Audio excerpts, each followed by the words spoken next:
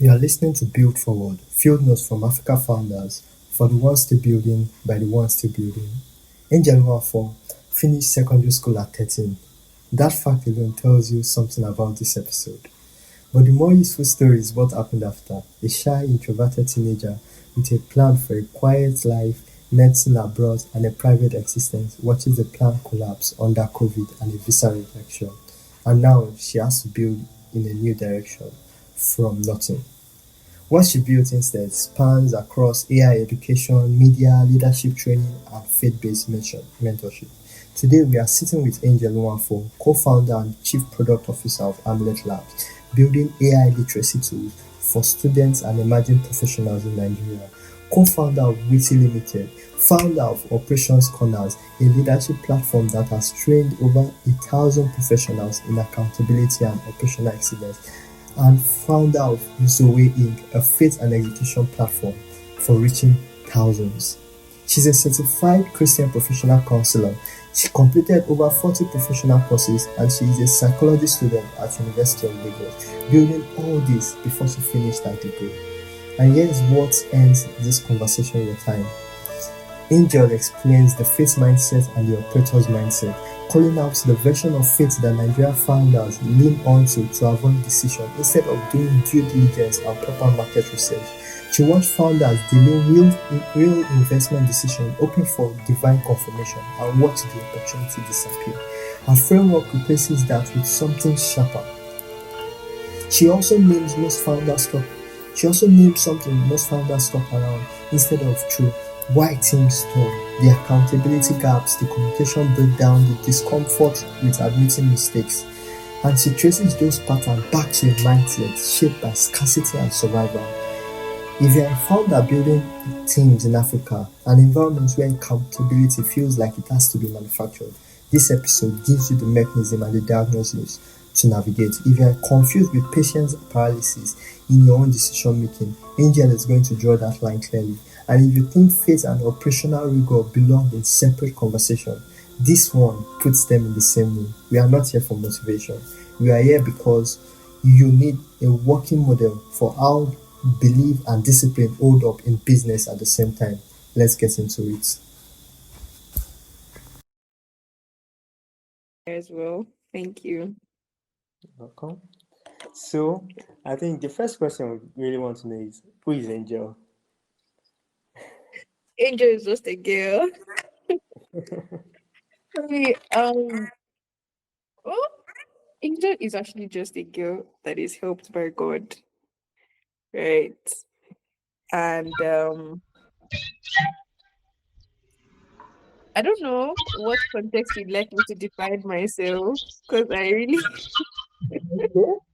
So, we want to know who you are based on not just the business itself, but okay. the experiences. The experience, how Angel has come to become what she is now and what she does. And then you can also share one light in that. Okay. Well, when you put it that way, Angel is a girl who I don't know why I'm saying Angel is, but let me continue like that. Angel is a girl who um I would say if you were to actually um be given a chance to see her life from the time she was born till when you started hearing about her, you'd be surprised at how someone with such a very, very unusual background would eventually do something as great, as what she is doing, as we're saying. Um, I think there are many things that have made of me, right? There are so many things that have made up who Angel is now. And all I can say truly is by the grace I want to just add this is by the grace of God that Angel is who she is now. Because if you had told 5-year-old me that Angel would be, first of all, out there finding like building companies and like making marks, getting like people getting to know her, and she would actually be in a podcast. She would be like, I really, I, like it would just be too drastic, too unbelievable, right? But all I can say is that Angel is just a girl that is greatly, greatly helped by God. Wow. That's it. So from what I'm beginning to hear, I'm hearing that it's like Angel was an introvert from the start, right? And maybe this Yes, shy reserved person. very, in fact, Yeah. extremely, extremely, extremely. Okay, let's just say that when I was small, Mm, very, very small, I was stubborn, yeah, right? But regardless, still introverted and very shy. And as I got to grow older, um, my personality became more of a very quiet and reserved person. In fact, I had a dream, or like my dream has always been to make money, yes, but in a quiet way. Like I would just make money, probably buy a very nice house somewhere, one place in one part of the world, get married and enjoy my money with my kids. Maybe like donate or do charity here or there. But that's it. mm, Like I was planning on getting a good job. I wanted to study medicine. So my plan was, I literally wrote down a plan. Like I think my parents still have that plan because I laminated it. I was like, when I'm this age, I should be done with medicine. And then when I'm done with medicine, I would go to general surgery, then do cardiovascular surgery because that was what I wanted to do. And then when I start making a lot of money, I'll now get married and then I'll now have like one or two kids. And then maybe we'll now stay in like UK because I loved UK then. We'll now stay in UK and then I'll just live my life very peacefully. I didn't really want to be known by anybody. I didn't want to I didn't want to build companies.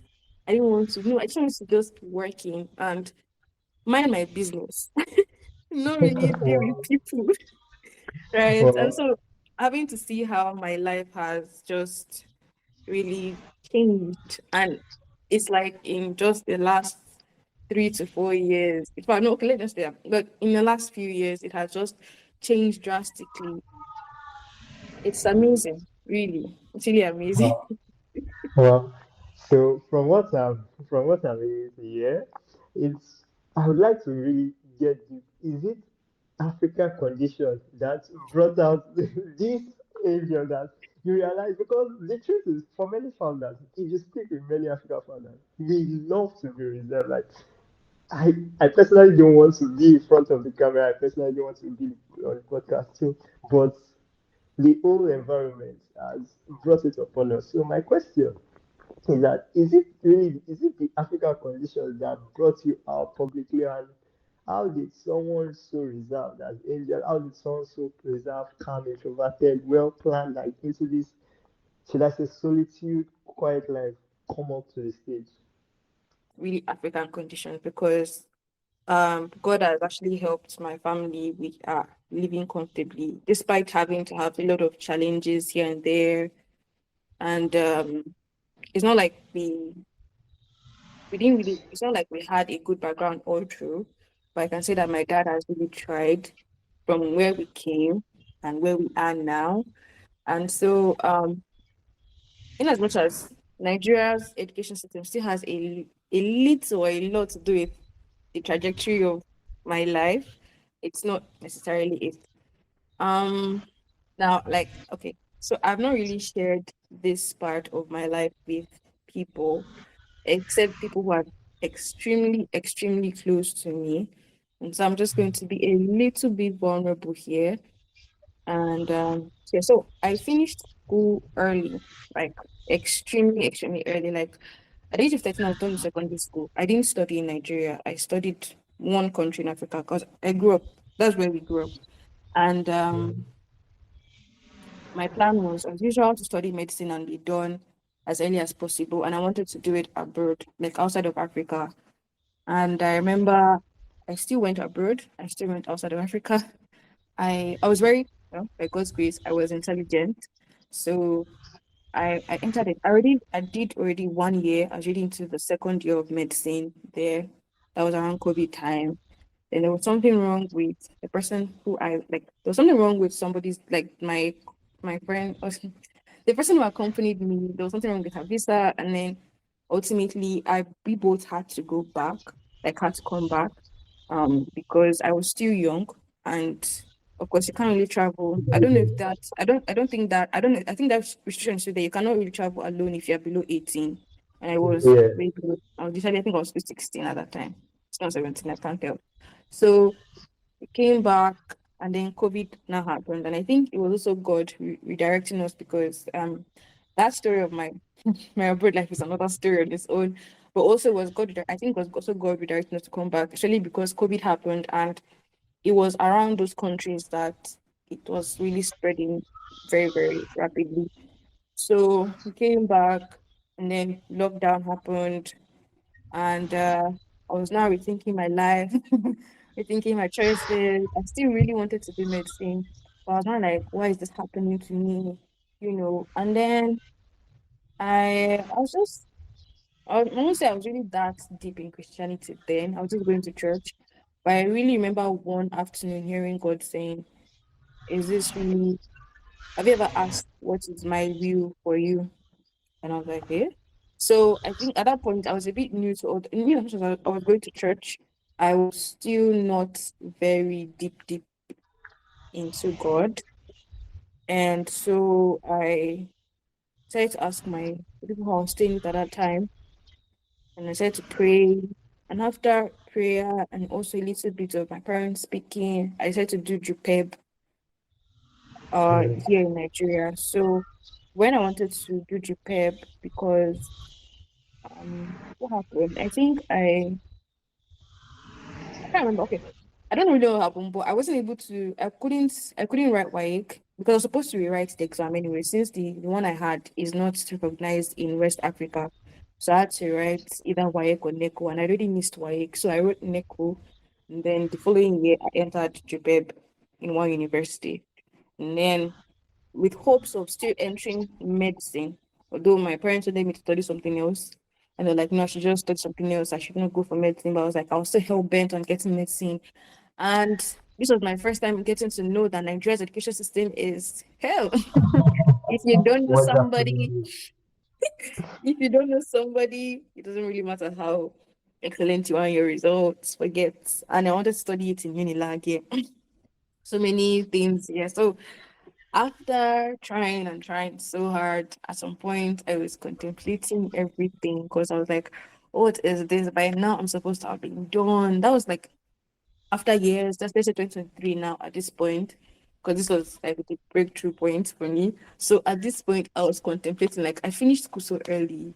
After how many years, I still haven't gotten a degree. I don't have anything like my life. And I was somebody who was so bent on education. Like, I felt if I don't have a degree, if I don't have anything to my name, then I'm like there's nothing about me. And literally I didn't really have any other thing I was doing. Like I was so focused on just education. Medicine.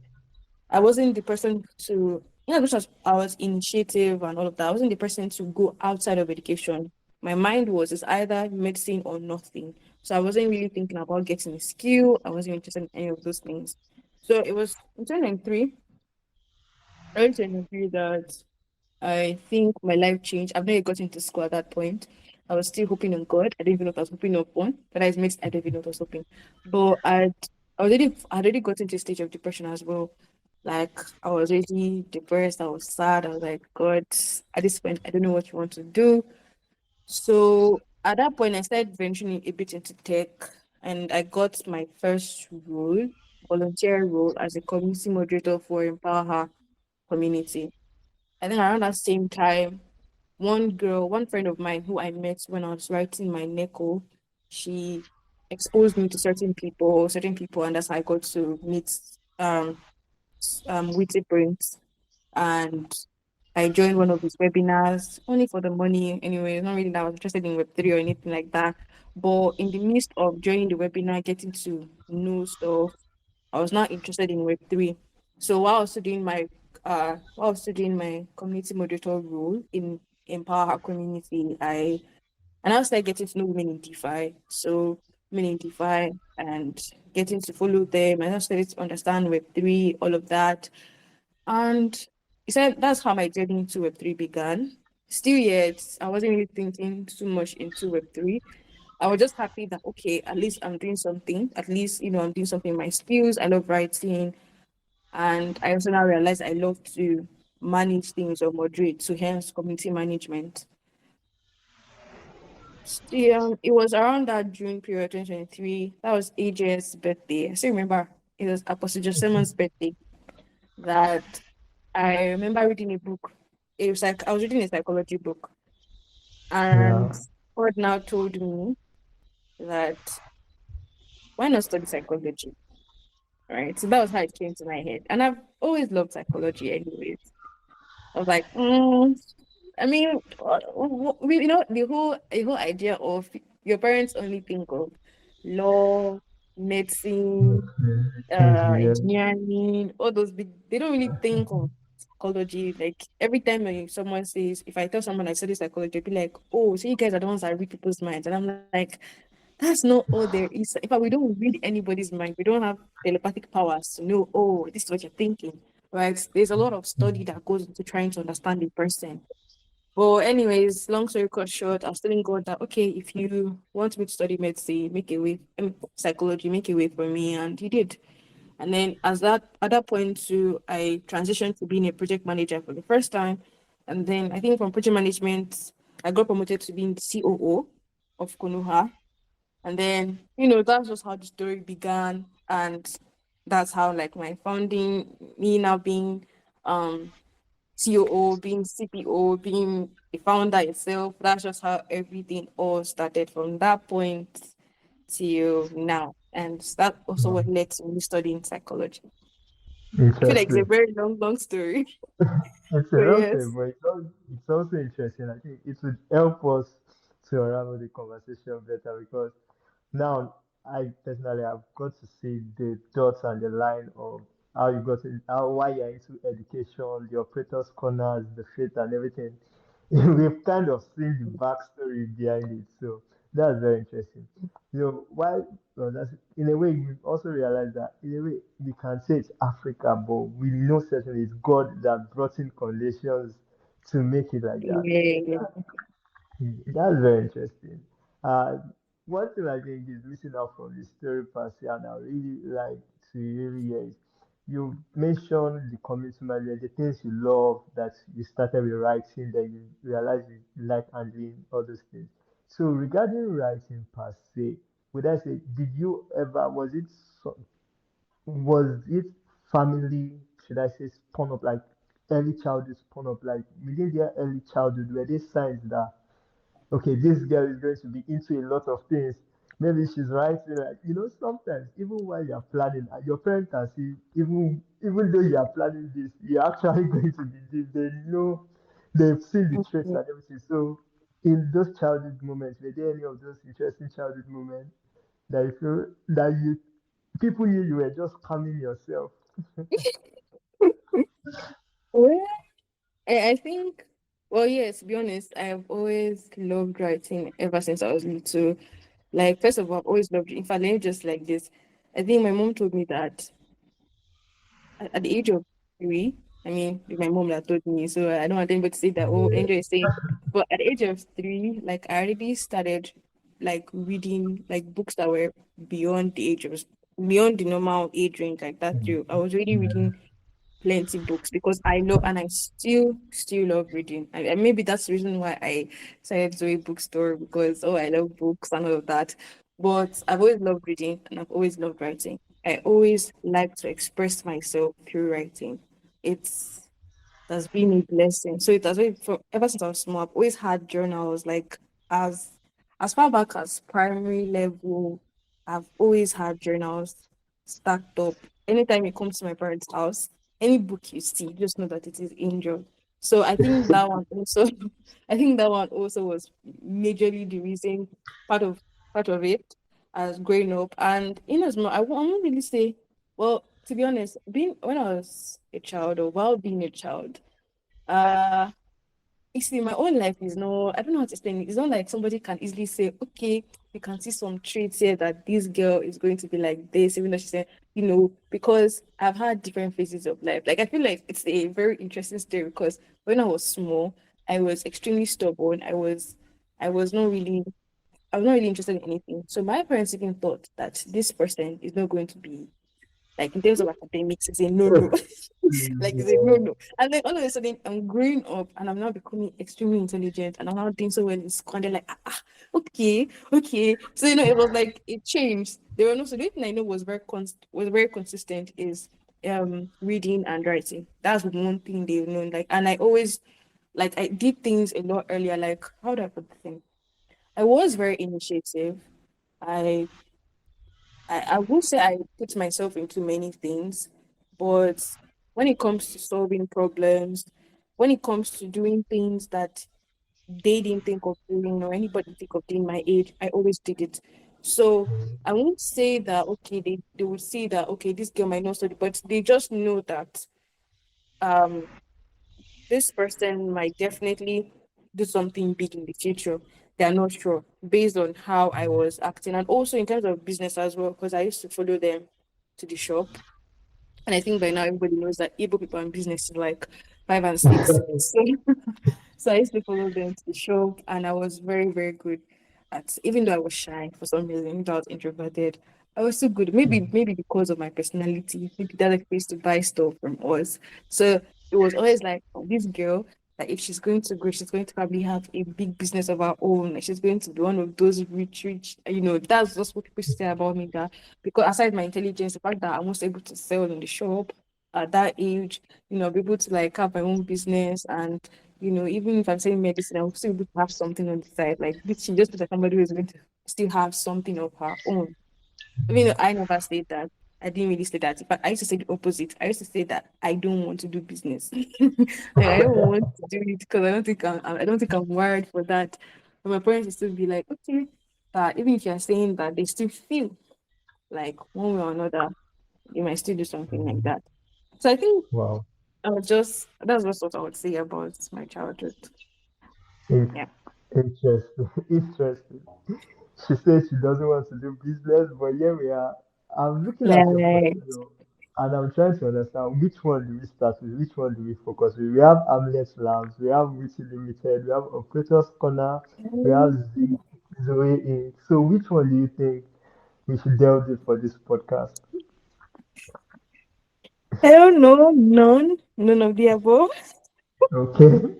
So I think one that interests me would be Witty Limited because Okay. it's in a way and Operators Corner.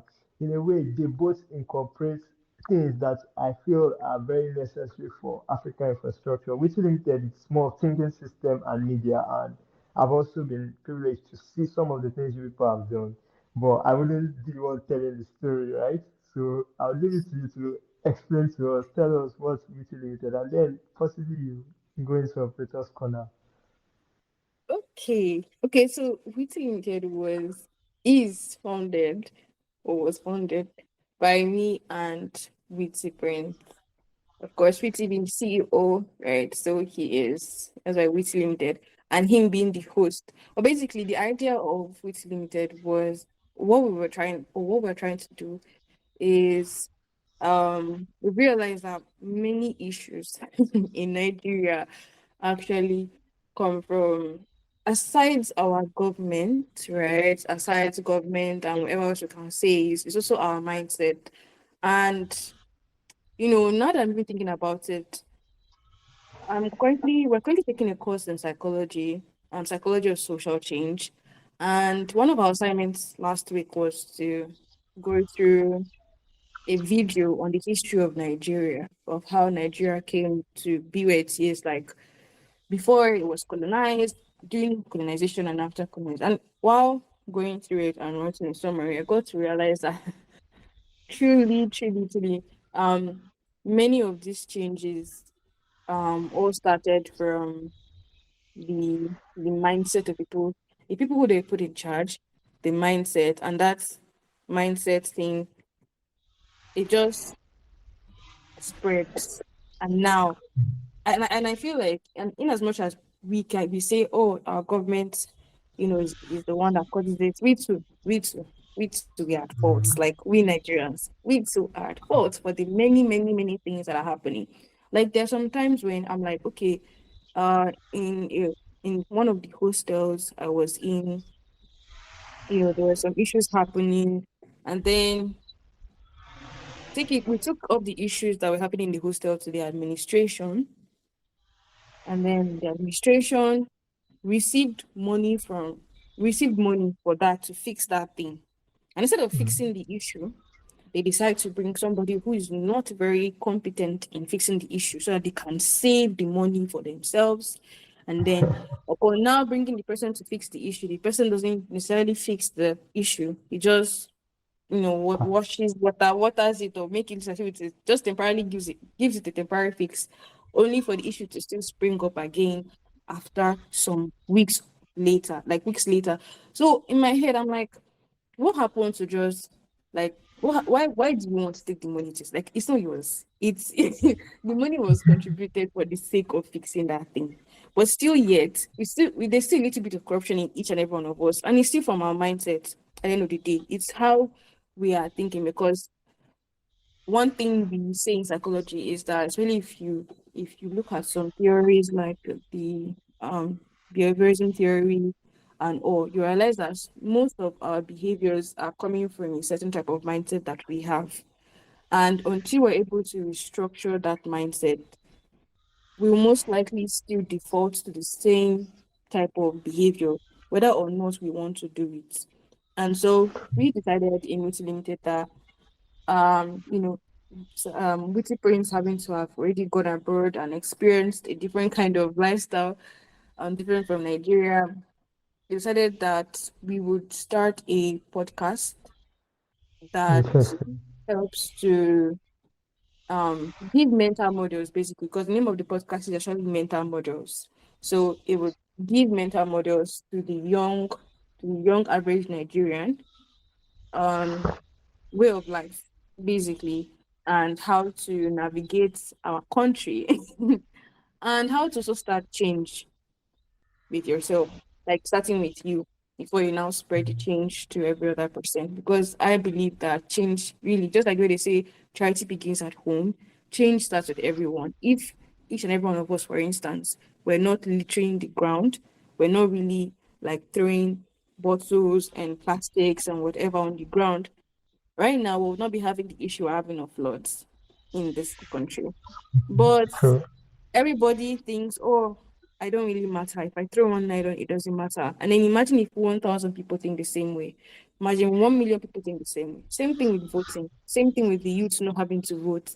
If one person says they're not going to vote, times 15 million youth saying they're not going to vote, then we're obviously going to expect the same person ruling, because we are not willing to do anything. Let it be that we even tried and it didn't work out, then we know that, okay, this one has gone beyond us doing our own. It's now the people up or the people wherever. But if we don't try, and then they too are now giving it their best, then we also at fault. In as much as we are not the ones doing it, we'll call ourselves accomplices in this case. So Yeah. that's just basically the reason why it's limited came about. But Witty Limited, that's just also one aspect of Witty Limited, because Witty Limited is a media and investment firm. So one aspect of it is the Mental Models podcast, creating content around mental models to help Nigerians. Then there is also Witty Investment Association. So that one has been in existence since last year as well. Um, and basically, our aim is just to help businesses, like to help them with the funds, like small SMEs, I'll put it like that, small businesses with funding so that they can be able to scale. So we invest in your business, and then based on whatever we agree with you, how we are going to be receiving our profit back, we would go through with that. So as we're doing that, we're also educating you, because we've come across certain businesses that don't really understand a lot about business itself, and they just want to collect funding. And that's very bad, because imagine you are getting funding from, let's just say you were invited to Shark Tank, and Yeah. you don't even know your numbers. You don't know. You're not even sure what it means by someone telling you that I want to get 20% of your equity or 20% equity for $100,000. You don't know what that means, whether that's dangerous to you or that's fine for your business, because you don't even know your numbers. You don't even know how how um how large your business might be, whether that's profitable, whether that's necessary or not, whether that's even for you. So what we do is, as we are also investing, we're also prepping you, mentoring, in putting like mentoring or guiding you, and just teaching you also as well, in case you don't know, in case you don't know those kind of things. So Yeah. that's another aspect of with investment. Currently, we have about three projects running, and we're currently bringing something new, something similar to Shark Tank, or put it like Wow. that, but for Nigeria, because we also realize that many people don't know a lot. And so I feel just like the way I learned a lot about investing, a lot about numbers, and a lot of new words from Shark Tank, it's the same thing we want to try to bring both for Africa. We're starting with Nigeria, but that's in the works. So yeah, that's what limited. Wow, wow. I think Nigeria, Africa, we would all be glad to see this happen. I think I've listened to one of the episodes of the mental models, and I would say it's quite a good thing people are doing out there. It's quite a good thing people are doing out there. So, still in relation Thank to you. all this, there is something you mentioned that is triggering, which is the mindset, and also it still relates with the faith in which we are into. So, I would like to ask the mindset of Nigerians or Africa that limits them, is it if where does the faith comes to play with it? Because I myself have seen it also play out in my life, and sometimes you get to that crossroad where it becomes blurry.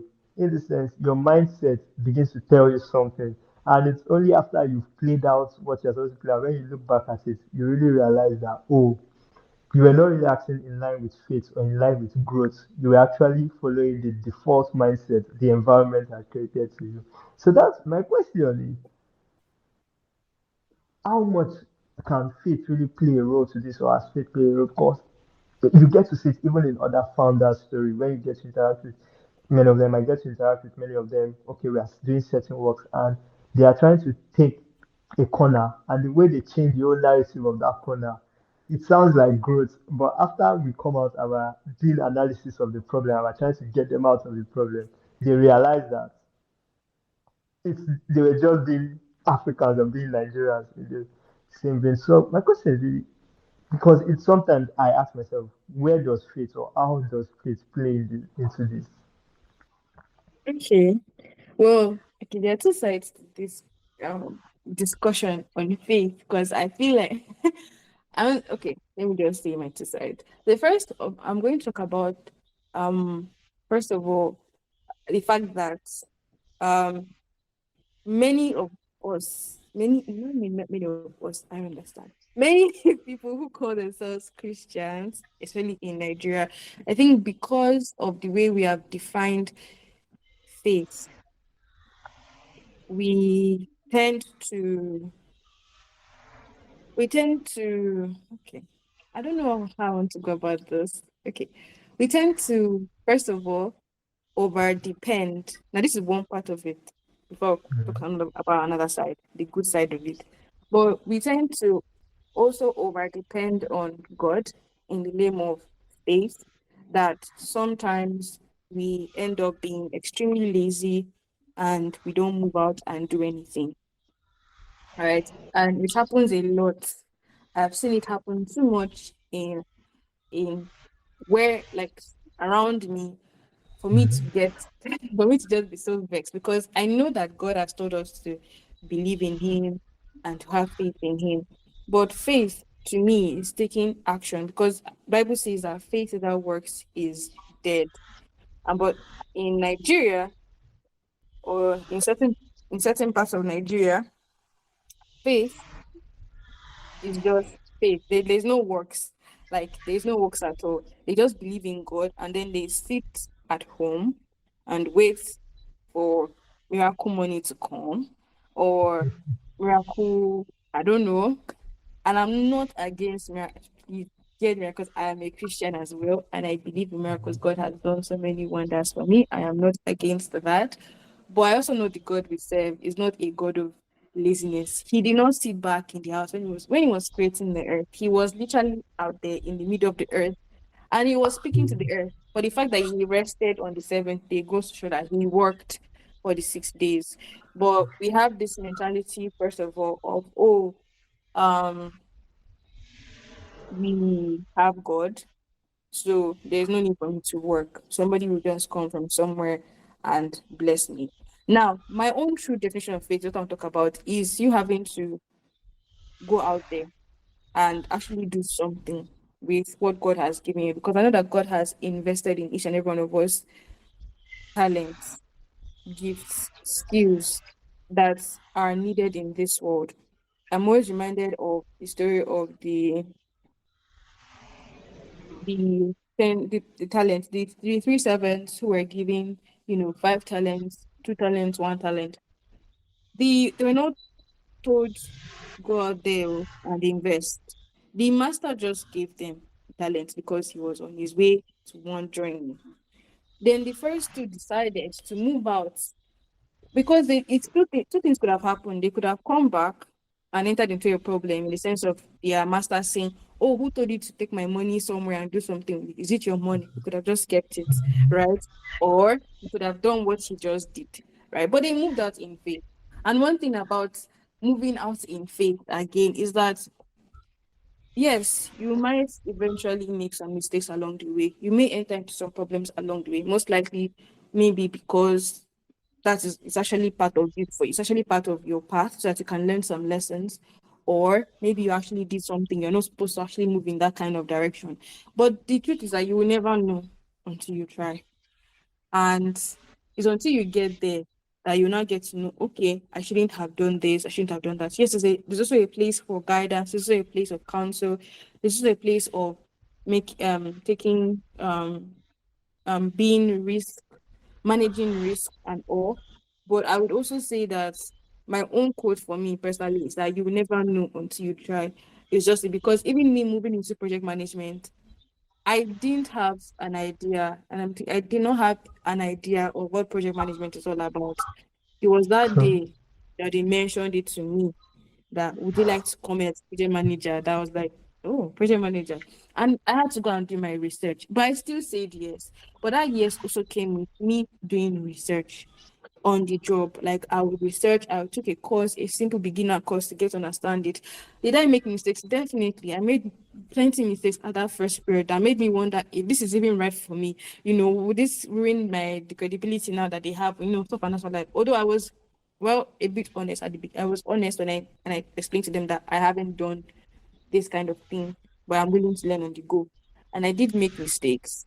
I did get into problems. I did do a lot that I really wish I didn't. Maybe if I had enough knowledge, I wouldn't have done those things.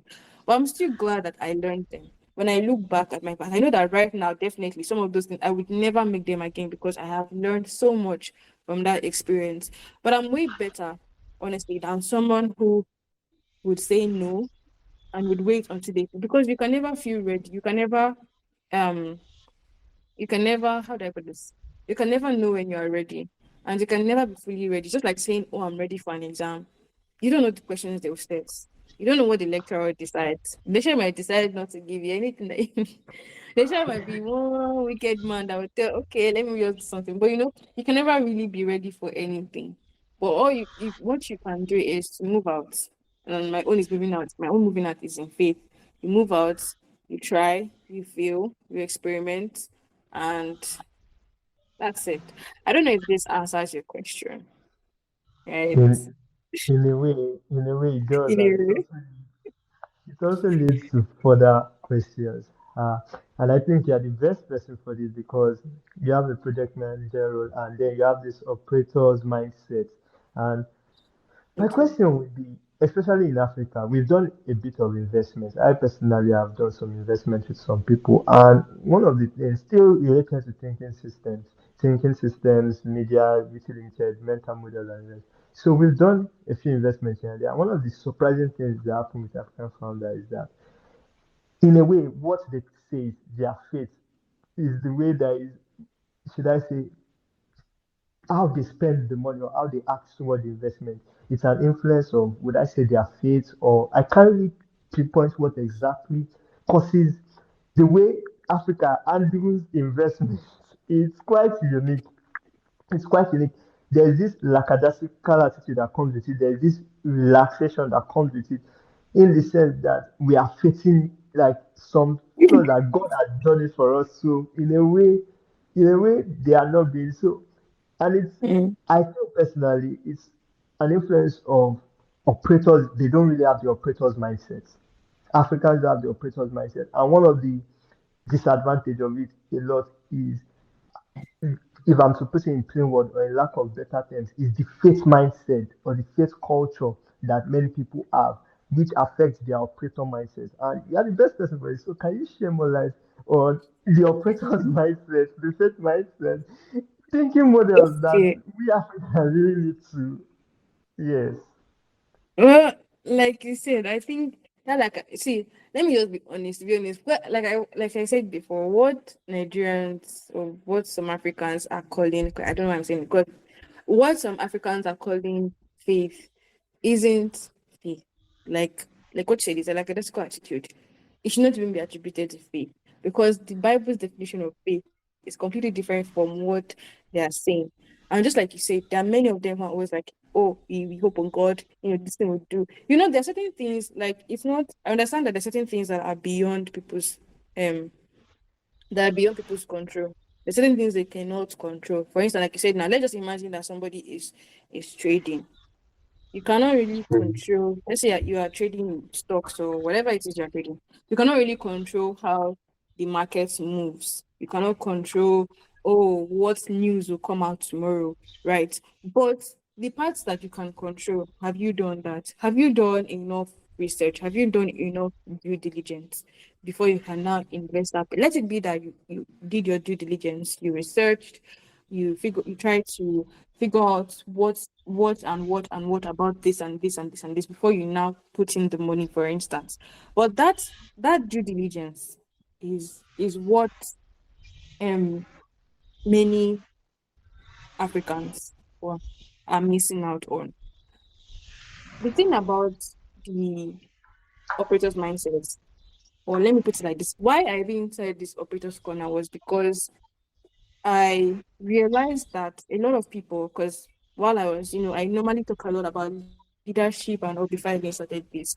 When people would always ask me, oh, they would ask me questions about leadership, about project management, and then they would now tell me after I explain things to them, they would not be like, okay, I'm hoping that one day I will get to be a leader, I'll get to have a role. And I'm like, that's where everybody's getting it wrong. It's not until you get there that you now become a leader. We are all born leaders. God already told this. Genesis 1 said from there, you are born to dominate. You are born to rule, to subdue the earth.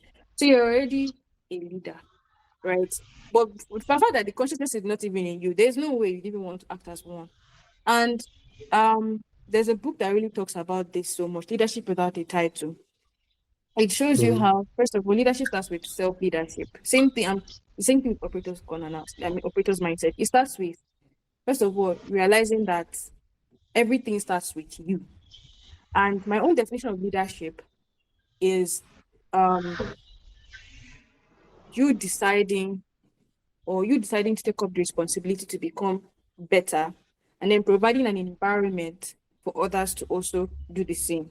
That is how I see leadership as. And so it starts with you. It starts with you taking initiative, bridging the gap that you have. For instance, Yes. if we talk about investments, most of the people who want to do investments for others, for instance, 'cause I don't really understand what you mean. Let me just say, most people want to do Mhm. investments, or even just let's I just say can people give a who, scenario. huh? Sorry, I said I can give a scenario, like I can paint a scenario to really help. Okay. Just paint it for me so that I Okay. can. Yeah. Okay, so I have these two scenarios that have actually occurred. We made a few investments to a certain business, or a certain founder actually, and Mm. after he made the investment, we were expecting him to act based on, okay, this is your plan. But as the money came in and the old resources and everything, there was this kind of pause into, I'm waiting on God to give me the direction to go. So literally there was not this certainty that came in to play, right? There was not this certainty that came into play with the resources. So there's this kind of pause. Okay, we are waiting and everything. And while you are waiting, you are still going to be paying, like you are still going to be maintaining the organization or the business, but you are not really taking the projection which you promised. So we've seen that played out a lot of time. And when you get to talk one on one with the founder, what's the problem and everything, it's that uncertainty. But I personally believe, and from what I've learned, you act even in the uncertainty, right? Then we've also had this other scenario whereby you give and they try it out, they fail. And when they fail, there's this fear that creeps in. Am I doing what God said I should do? With water pool and everything. So that's why I mean like the faith mindset and the operator's mindset, because I feel for most Africans, the quote unquote faith mindset comes in whereby most of their decisions, they either the fear and flight comes in as a result of what they think as faith. So Okay. Now I have a better context. I just remember what my pastor said on Sunday. He was like, um, he gave an instance because we're talking about something similar. So he gave an instance. He was like, do you know the reason why many people in the world, in quote, or outside there abroad seem to do so well more than the average African or the average Nigerian is because they don't have faith in quotes to fall back to. They don't have a prophetic word or that they will fall back on. So it's like it's them and them. So if they fail, they would sorry. mhm. If they fail, it's on them and they have to figure out why they failed, and how they can move forward. Is there something? Is it maybe because they acted too fast? They're going to do due diligence, they're going to reflect and research.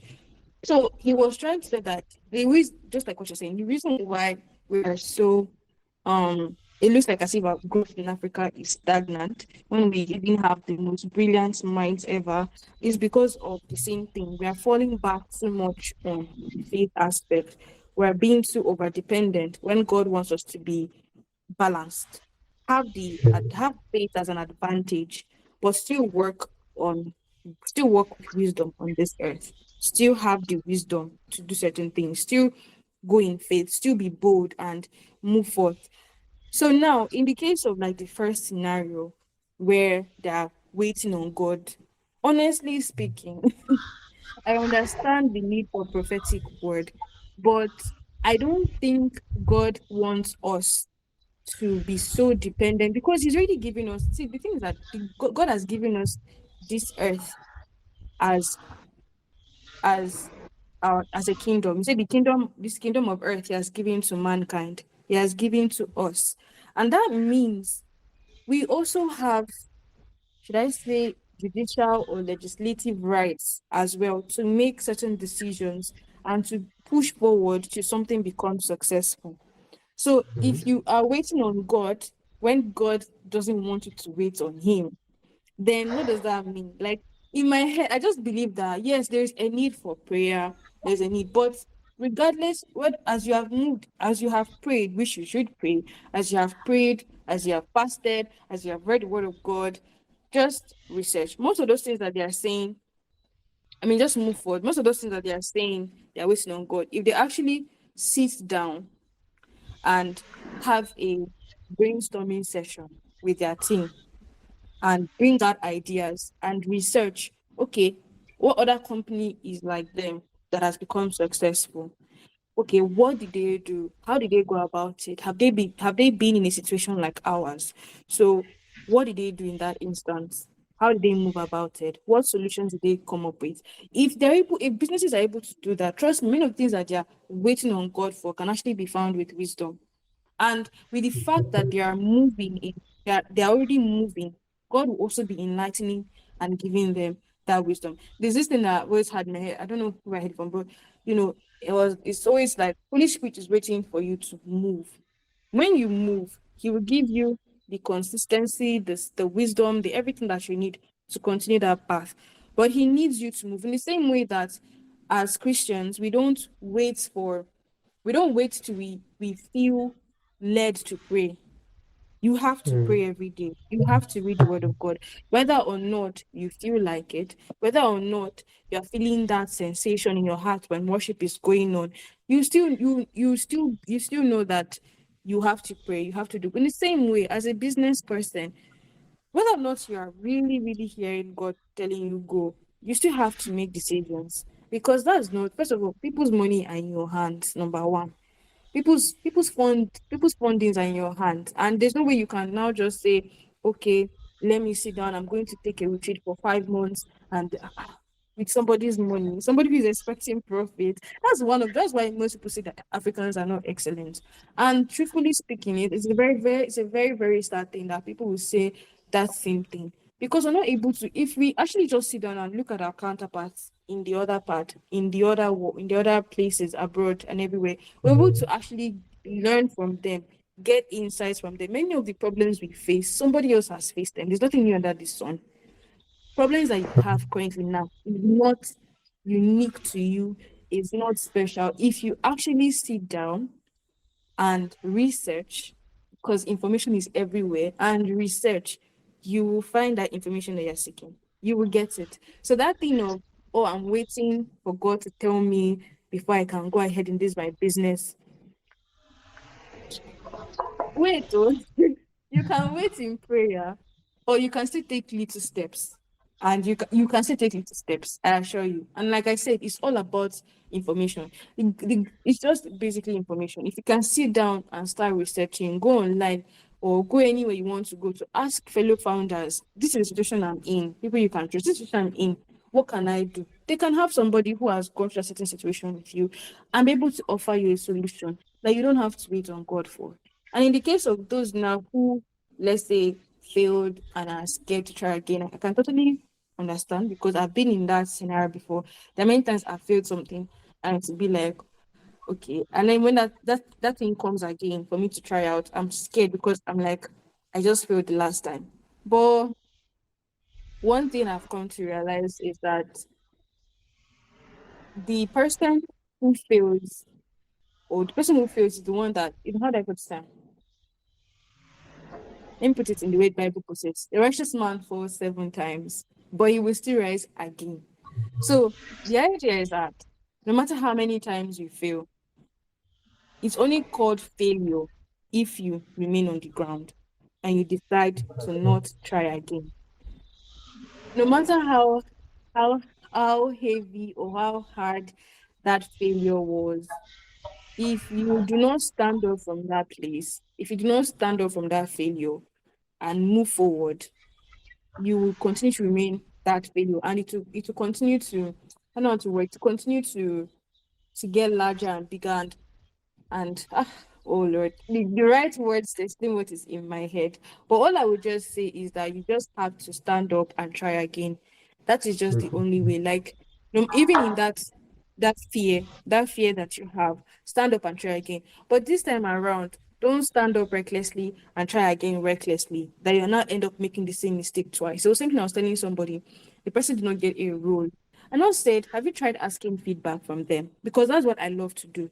If I don't get something, or if I get something, I always ask you, how did I perform? If I'm doing an interview with somebody, I'm going to ask the person after the interview. Then when they ask me, do I have questions? I'm always asking them, how did I perform in this interview? Are there things I could have done better? Are there things I could have said better? Or they will not tell me, okay, no, maybe you were not articulated enough, or maybe you did not really follow the format we wanted. Then you will know that this is the reason why I failed. Maybe because I did not do it in this format. So the next time I'm going to have something similar, I should have already brushed through that format. I should have already understood that format so much that if I'm now doing it, it should not be that I failed because of that same thing. So that's the thing. Another thing, people will fail, rise up, and still go back and still make the same mistake because they didn't sit down to reflect on the failure, learn from it, like actually sit with it, sit with that failure. Okay, so why did I fail? If there's a way for you to get the feedback. If you do not manage your community well, or people were just ask them, okay, what exactly is wrong? Why did I, why did this happen the way it happened? And they will not tell, okay, you know what, you are, in terms of the way you speak, your words are too offensive or you're too rude. And then you sit down and look through it. Is this true? Because again, not all feedback is necessary, but you can sit through it and ask yourself, is this true? And by true, you can test it out with other people close to you. You can ask them the same questions. Okay, hi, friend one. So I've been wanting to get feedback. I just want to know, do I really speak in this format? Please be honest with me. And get people who are unbiased, who will not tell you, yes, oh yeah, you're loving just because they want to. When you now get it from two or three people, right? When you get from two or three people, you now get to know, okay, so I'm actually I actually say offensive words. I'm actually very rude, and I need to learn how to stop saying. You've learned, so moving forward, you try your possible best to be very nice, to be not nice, kind, and accommodating, and caring, and all of that. So if they fail, they should sit with the failure, because I feel like that's one hard thing that many people fail to do. Either they numb the failure and then they go again and then they still fail and same mistake. So it's either they numb that Wow. failure, or they they they allow the failure to overwhelm them, that they don't see the road forward. They don't want. So people are either on those two extremes, but nobody wants to actually be in the middle where you stand up, you dust yourself, you sit down, you're okay, fine. You sit with the failure. You sit with the Yeah. failure and you're like, okay, so this has happened. Why did it happen? Okay, so it happened Interesting. because my team members did this. Fine. How can we change it? It's how I was able to.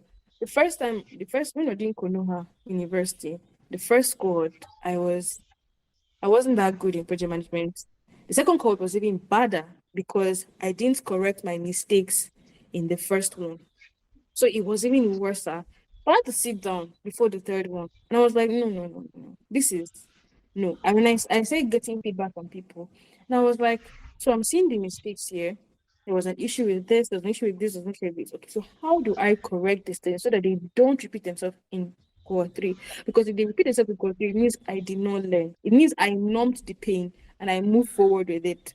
So I now tried asking questions. Okay, so how do we fix this one? How do we do this? How do we do that? Created systems for it, structures for it. And trust me, I tell you that in cohort three, the mistakes were not there. The mistakes that people complained about were not there in cohort three, because I started with it before I entered into cohort three, and I looked through it.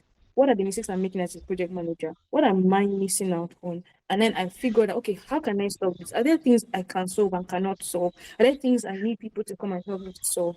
And boom, cohort three was way, way better than the previous one, because there was a lot of structure and systems to avoid the mistakes that were there in cohort one and cohort two.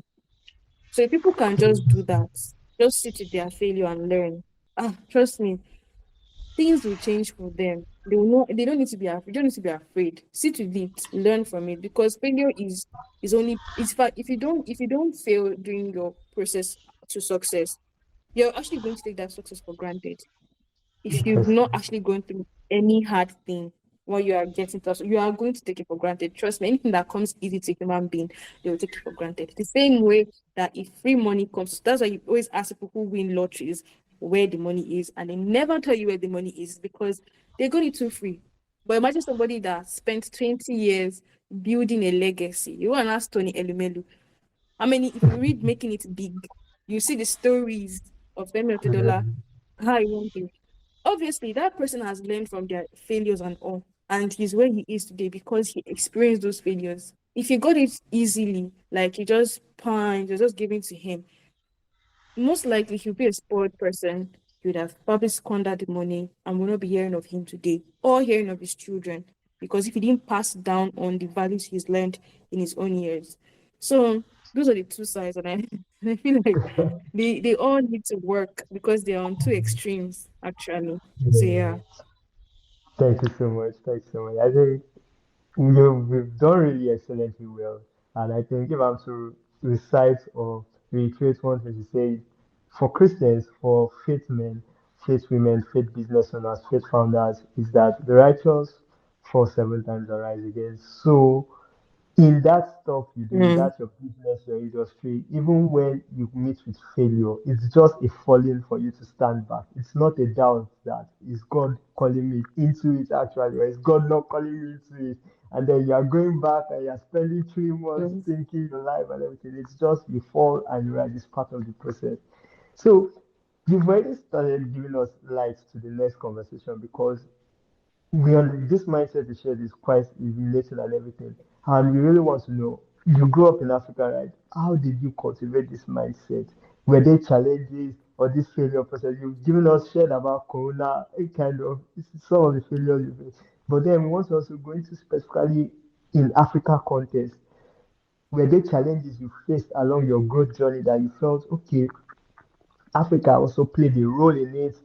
Your mindset, yes, we are still on mindset. Mindset played a role, Africa played a role, like some specific events or challenges that you'd let people know that, okay, when you are coming into this space, when you are coming into this country or this continent, these are some of the challenges you meet, maybe with teammates, maybe with resources, maybe with, yeah, you can share specific. Okay. Well, there are definitely challenges. There are definitely challenges. Um, okay. Before I even go ahead, I just want to be clear. In terms of the mindset, do you mean like the operator's mindset, or do you mean the mindset of Nigerians, the average Nigerian, the Yes, the mindset of the mindset average of Nigerian? average Nigerians. You interact with teammates, right? Fellow Nigerians that are working with you, building with you. So exactly like Okay. so that we found out to know that okay, it's not a new thing when your teammates perform this way. We experience that kind of thing, yeah. Some of those. So I think one thing, I think um this mindset issue, I think it's also one of the reasons why, Money Point founder, was out there talking about how he had like 500 roles, uh, and he was trying to hire Yeah, people, and then no Nigerian could fit, and then Nigerians were bashing. That's exactly the same thing. Now, why are Nigerians bashing him? Because if Nigerians too could actually stop bashing anything that is, I don't even know how to put it. Like, see, we Nigerians are very intelligent, very smart, very talented, very creative, very innovative. I feel like God has blessed us so, so, so much.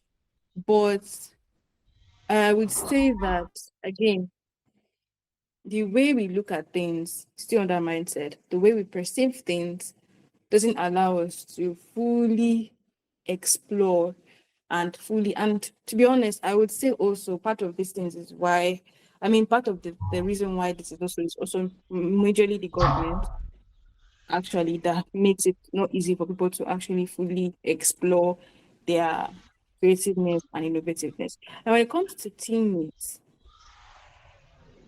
there, I would say, yes, I've worked with multiple team members, and honestly speaking, at some point, I told myself that I'm not going to work with anybody again because I was like, nah, I can't. But I'm coming from a background of being a perfect, like deep rooted inside of me is a perfectionist, somebody who tries to be perfect. Although I've been able to, by God's grace, to be able to clear the balance, to be able to clear or draw a line between perfection and excellence. But I want things, I pay attention to details so much. I want things to be so good. And then when I meet somebody that just wants it average and you're not even trying, you're not even trying to raise the bar, I just zone off. Like I just don't off. Like I don't want to work with you. I don't want to, because I don't want to be stressed. I'd rather do the thing on my own. Although that is also a very bad thing to not want to learn to delegate. I've come across people that I was like, okay, you know what? I'm going to try to help you. Like I'm going to try to mentor you. Let's just say you're not you're not doing things the way I want it to be done. Fine, I can teach you on how to do it. But regardless, they're not accountable. They are not accountable to learning. They are they communicate in terms of communication, it's hard to communicate. It's hard to own up to your your role, your task. It's hard to own up to your own mistakes. And I've seen it so much, it happens so much in like in many places, many projects I've worked with, that I was like, that's what led me to opening up Teachers Corner, because I wanted to be like, okay, you know what? There should be, because I want to start from the bottom, like when I mean bottom, I'm going to start from students moving up. Because one of the people I'll say that does something similar that I like is I don't know, Dr. Abiola Salami.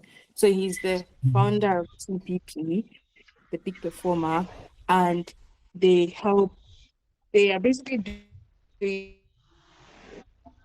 but at a larger scale and to bigger organizations, like all our big organizations, right? But I want to start from students moving up before I now eventually move to organizations. And what I want basically to do is to, if possible, instill in them this art of accountability, because it is one thing that is lacking. It is lacking in many Nigerians. And if a founder wants to, as someone who is coming in and they want to work with Nigerians, work with team members, what I would say is they should first be what they want to teach them, right? They should first be what they want them to model. It should be the culture. Because if you even deviate a bit, like if you just move from being accountable, from doing showing up the way you're supposed to show up, trust me, all of them will do the same thing. And it will be worse than what you can imagine.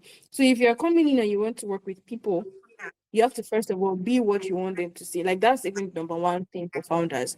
Like it's one thing that I've noticed, that if you don't do it, your team members don't do what you say. They do what they see you do. And so if you are able to showcase what you want to see, that is, you're able to live up to excellence, you're able to be accountable, own up for mistakes, own up for your tasks, your roles, you're able to communicate well, they will in no time see that and also follow suit. It may take time, but they will follow suit as long as you are consistent in that thing. It's something I've realized that certain times when I wasn't able to work with people because they were not keeping up to time, they were not able to communicate well. But then when I also reflected, because this is also where self accountability comes in. I also reflected and also realized that I may not have done it to their scale, but I've shown it sometimes, multiple times to them. And so me not being accountable, me also not showing up on time, for meetings and all of that, will also give them the excuse to do the same thing. And so if you True. come in with the hopes of, oh, I can decide not to show up, and then they too, but they will still show up, you have already failed, because you have to set the standard for them, and then they have to follow suit. Another thing I want to also realize, and again I want to say, is that yes, another thing is that our mindset in Nigeria or in Africa is also not entirely our fault, right? It's not in fact, it's not our fault. It's again, it stems from way back. Like if people can actually go and look at the history of Nigeria, there's even a book that somebody wrote about how Europe underdeveloped Africa. You'd realize that these things are systemic. These things were brought in there. This survival mindset was not there from the onset. The Wow. survival mindset that makes Nigerians to be only limited to thinking about survival and nothing else, only think about themselves and nothing else, is like a systemic thing. So it starts from way, way, way back. But regardless of the fact that it is not our fault, it is going to be our fault if we decide to stay the same. Now that you are enlightened, now that you know that this is it, this is what we're facing, there are many Nigerians like me who have this kind of mindset. What are you doing about it? Are you going to change yourself? And change is not easy, by the way. Change is very, very hard, especially in a country like Nigeria that tries to make it even harder for you. Change is hard. But you have to be willing to be intentional and to take the necessary steps to actually make that change. When it comes to mind, the mind is like, the Jasmine wrote the battlefield of the mind. The mind is where the war takes place. If you can actually change your mindset, because to work hard is not hard though. See, for Nigerians, we can work Mm. hard. Like, we can. But the fact that you can think of creative ways to con people. You can work hard. Yeah. But the fact that you can do any kind of job in Nigeria, it means you can work. So working hard is not an issue. It is just Yes. that it also the mindset that is there as well determines what kind of work you're doing and how you're even seeing your work. But if you can change that mindset and work towards enlightening yourself, follow people, like listen to podcasts, for instance, listen to stories of other people and how they change their lives. You can actually start reprogramming your mind to think from a level of wealth, to think from a level of abundance instead of survival and scarcity, which our government and the people are programmed us to think of wealth and abundance, and start working towards it. I'm not negating the fact that people I am not negating the fact that there are many people who don't have as much amenities as I would have. They don't probably have access to internet. They don't have access. And most people might not be listening to this, right? But the Yeah. people who are listening to this, the people who have access to this podcast, these people who have access to be able to listen to podcasts like this, it shows that you have the power to change your mindset and to change your life. You have the Yeah. power. No, you cannot come and tell me, no, you spoke that thing on the podcast. Do you know what human Nigerians are finding? The fact that you have data to even buy it and listen to my podcast, show that you have data to get the skill, you have data to listen to other podcasts to change your mindset, you have data to do so many other things. It's Mm. just you. So it's all about realizing, being accountable. Yes, it's not our fault that we are here. Yes, we are suffering. I'm not suffering. Yes, people are suffering. Yes, this and this is happening in Nigeria. Fine, granted, it is. We're not negating that fact. But what are you doing about it? You True. cannot tell me that there's nothing you cannot do. So far, you can listen to a podcast. So far, you can bash somebody on Twitter for saying they don't. So far, you can do that. You can do something about your life. You really can do something about your life. It's just that you haven't looked deep enough. It's just the same thing that people are saying. Some founders will say, "Oh, it's so hard to get funding as an African. There are so many. It's not very easy to find funding." Yesterday, we had a business workshop, right? We organized a business workshop, and one of the speakers was speaking on funding and Wow. investment.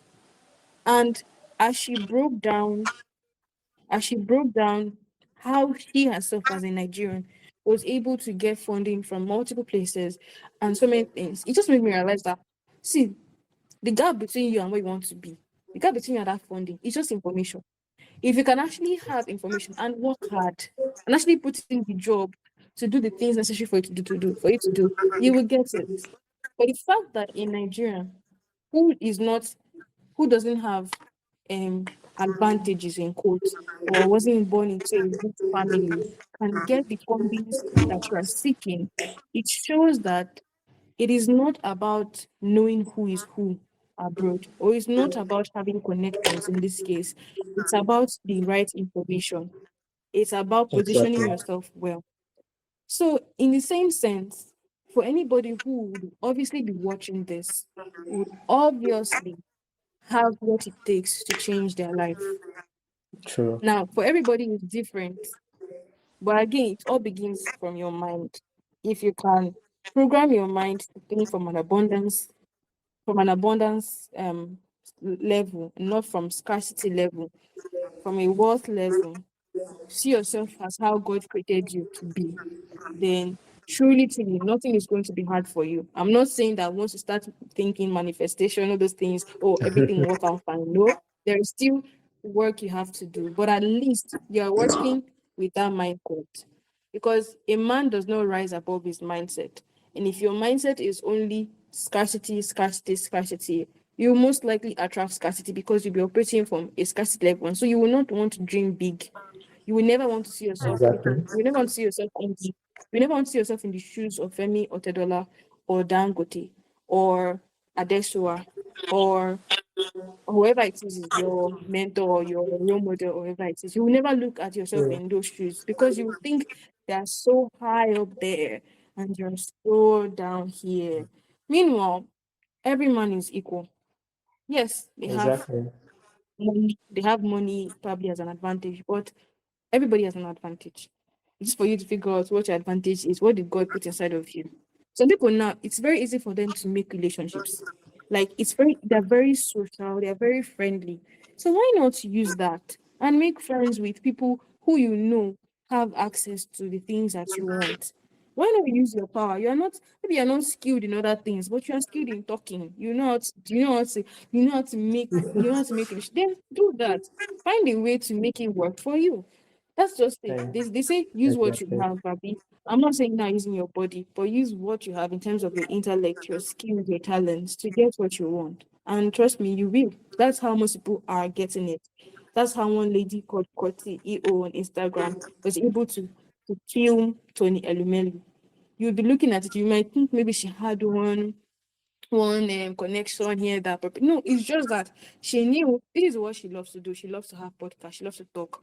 How will she find a Yeah. way to get it? She starts working towards it, and before you know, she's now interviewing Tony Elumelu. Somebody will now come here and say, oh, it's probably because she knows somebody most likely she might not even have known. She just did her research, decided to put herself where maybe she would one day, maybe that's where Tony Elumelu Disability. passes. She now tried to put herself there and then finds herself in the midst of him and then has the boldness to speak to him. Because again, you can be there, but you will not be bold enough to speak to the person who can change your life. You will just be shying away and you'll just be like, Wow. no, what if they tell me no? So at the end of the day, everybody can change. You can, as long as, like I said, as long as you are watching this, because those who may not even have internet, then that one, I'm not speaking to them. I'm only praying that God helps for certain people. Yeah. But for those who have access to knowledge, internet, data, like you're able to do certain things, then please, you know that you have the power to change your life. It's in your hands, not in God. In fact, Wow. yes, it's in God's hand, but you are a co-creator, like DDK would say. I am a co-creator with God. I'm creating this legacy great life, the life I want with God, not alone, and not God alone, but me and God together. So that's Thank it. you. Wow. Thank you Yeah. so much. You've done so much, gone into different aspects, and we'll be wrapping up. And you even entered a sector which we would have entered next, but you've done that because we also wanted to really get like the advice you have for upcoming founders and everything, but you've spoken much on it. So just to wrap up, would you share where we can find more of you, find more of your business, and how we can come into your space? Okay. So I have a website, Simcha.com. I think it kind of covers up and has the links to every other place. But you can also find me on Instagram, the Angel Simcha. You can find me on LinkedIn, Angel Nwafor. If you know how to spell my surname, Angel Nwafor. And yeah, I think you can also check out your operatorscorner.com and join the community. And Witty Limited doesn't really have a website yet, but you can check it out on Instagram at Witty Limited, Witty LTD. So yeah. Wow.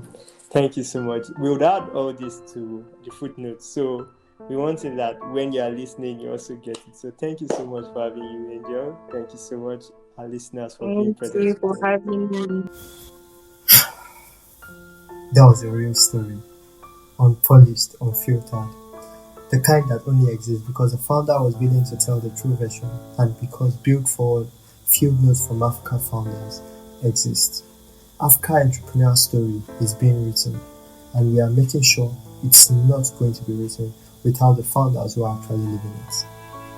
If today's episode opened up a question about your business, about positioning, strategy, on what the next stage of growth actually requires. Xpress Digital Co exists to work through with you.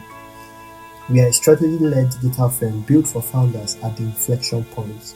Find us at xpressdigital.org or the links in the show notes. And if you are a founder with a story worth documenting, early stage, growth stage, still in the work, applications for the podcast are open at xpressdigital.org. Build-forward. xpressdigital.org. Build-forward. Your journey certainly contains what the next builder needs. We want to hear from you.